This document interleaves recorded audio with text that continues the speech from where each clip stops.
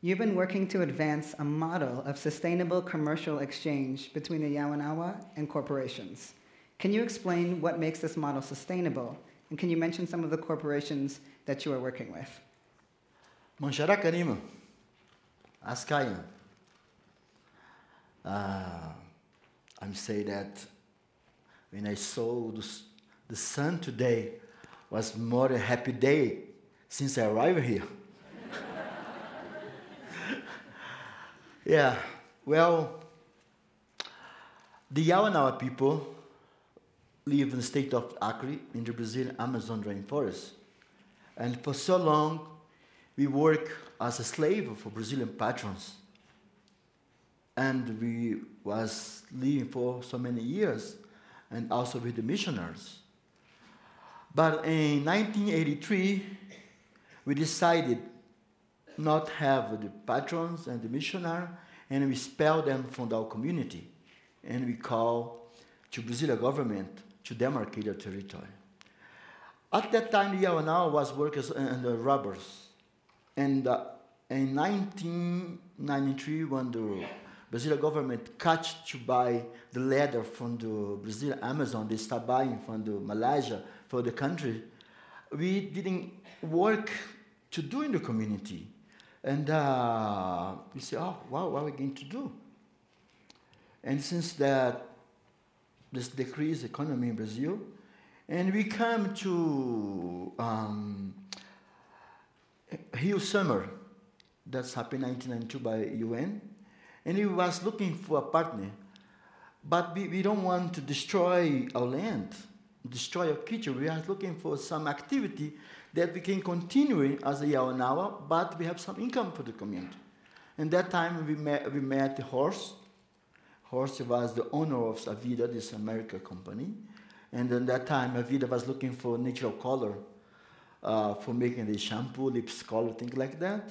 And we met them and told them, look, we Yawanawa, from immemorial time, we use a natural red color.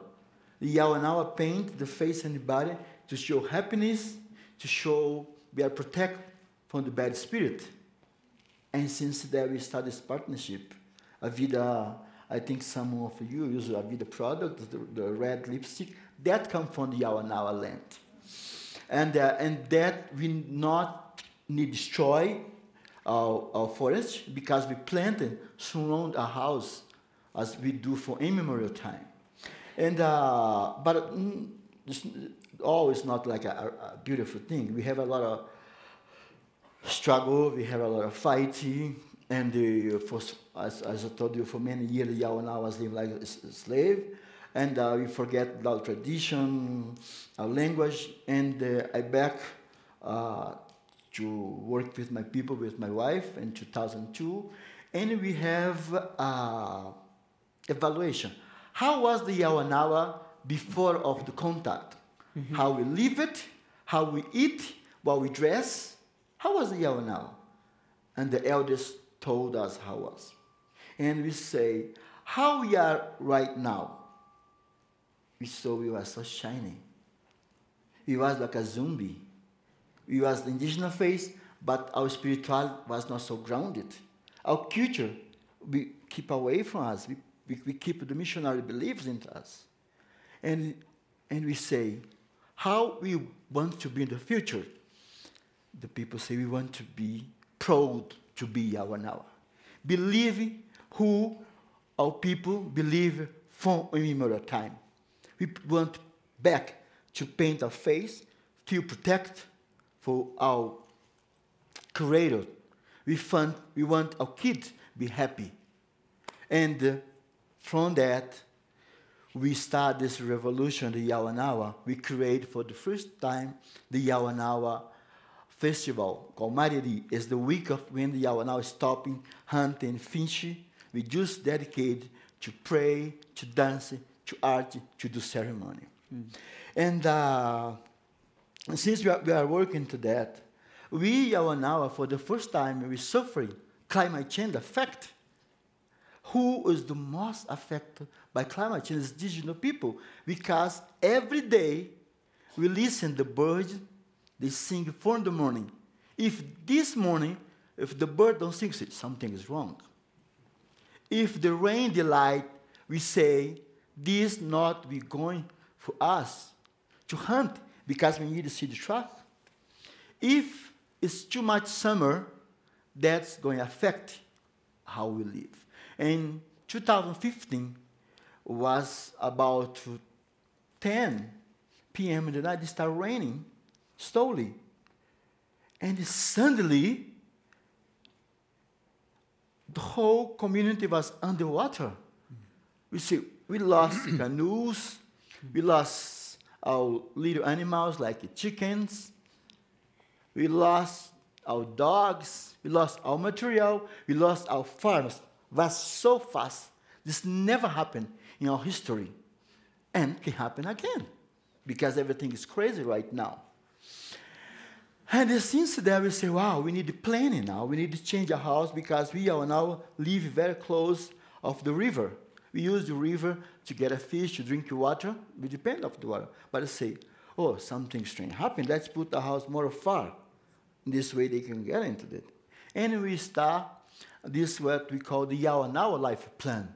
How would the Yawanawa going to see in the future? The same thing we did 18 years ago.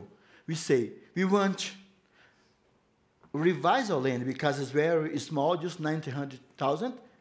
We need a lot of sacred places outside of where people are, place to hunt and fish outside, and we fight and we double for 200,000 hectares today, Yawanawa land. Today we have all Yawanawa speaking Yawanawa language. Today we are very proud to be Yawanawa. Our cultural and spiritual manifestation alive. That was a mirror for another indigenous for Amazon to do the same thing we are doing.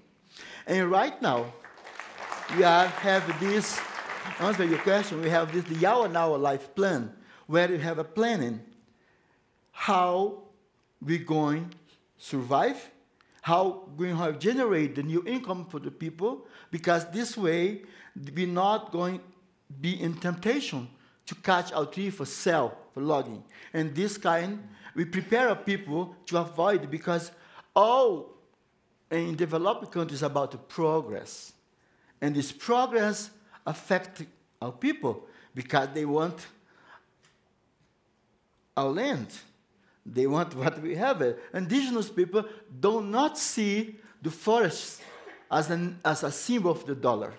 Mm-hmm. We see the forest a place where we find peace and harmony and love. And now, the Yawanawa Life Plan, we are planning how we're going to use in a sustainable way our territory, how we're going to protect our land, how we're going to maintain our spirituality. And this, we are working on this today. And because we understand to take care about Mother Earth, and not just responsibility for the Yawanawa, it's for indigenous people. To take care about our Mother Earth, a responsibility of each one of us here in this room and the world. Because we are not here in vacation. We live here. We need to take care about this land here. Thank you very much. Thank you.